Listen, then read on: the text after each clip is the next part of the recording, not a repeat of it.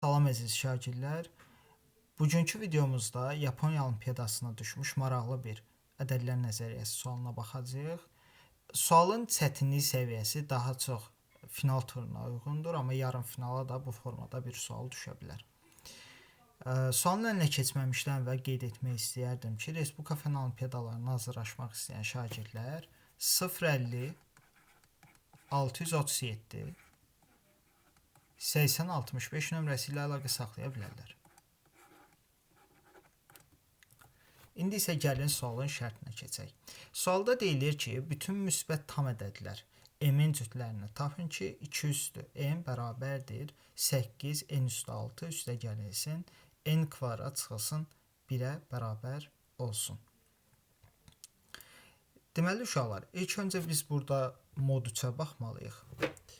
Gəlin sağ tərəfdəki ifadəmizin 3 olan qalığına baxaq. Yəni mod 3-də hansı qalıqları verə bilər? İlk öncə onu araşdıraq.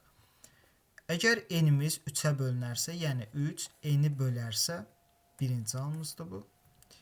Onda 8 n üstü 6 üstə gəlilsin n kvadrat çıxılsın 1 ifadəsi. Mod 3-də baxın, bu 0 verəcək, n kvadrat 0 verəcək və mənfi 1. Mənfi 1, mənfi 1 də mod 3-də 2-dir.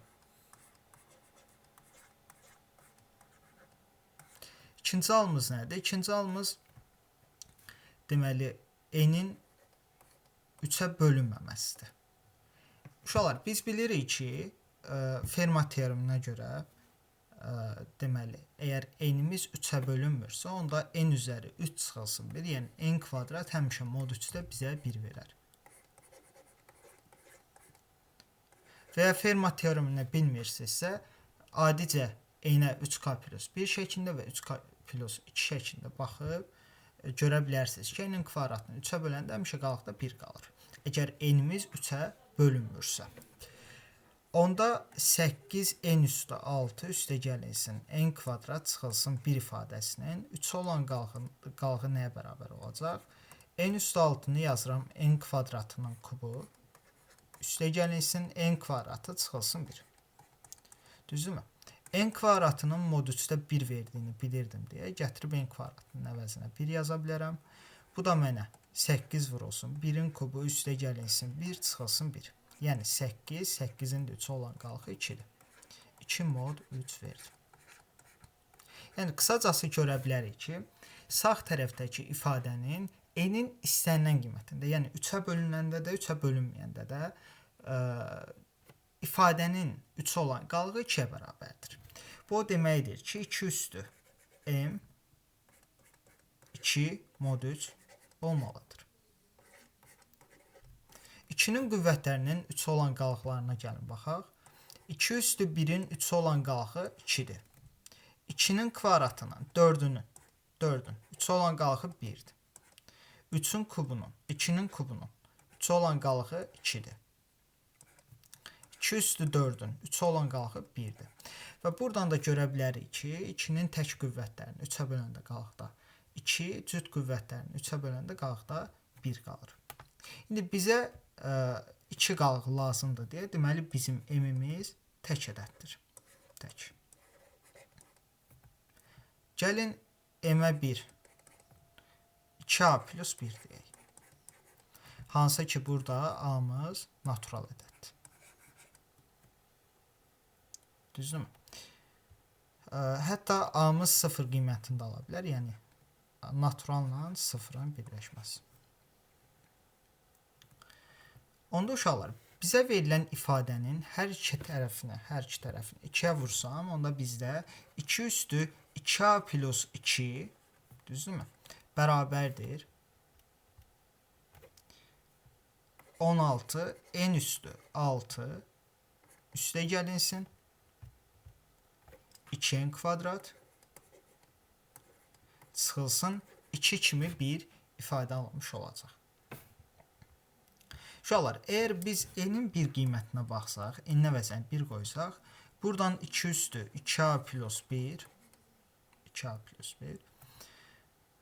bərabər olacaq 16-ya. Düzdürmü? Buradan da 2a plus 1 daha doğrusu 2a plus 2-dən söhbət gedir. 2a plus 2 bərabər olacaq 4-ə, a da bərabərdir 1-ə. Bizdə də m-imiz 2a plus 1 idi deyə m də bərabər olacaq 3-ə. Bu deməkdir ki, m bərabərdir 1, m bərabərdir 3 bizim tənliyin həllidir. Bu bizim birinci halımız. İkinci variantda isə n-in 1-dən böyük olduğu varianta baxıram.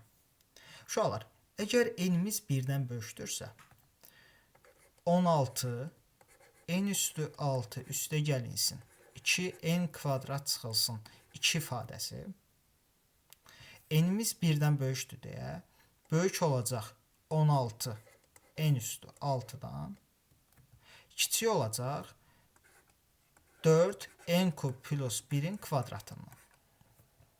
Bəli, doğrudan da bu ifadəni açsaz 16 n üstü 6 üstə gəlinsin 8 n kub üstə gəlinsin 1 ifadəsi alınacaq. Hansı ki bu ifadənin bundan böyük olduğu aydındır.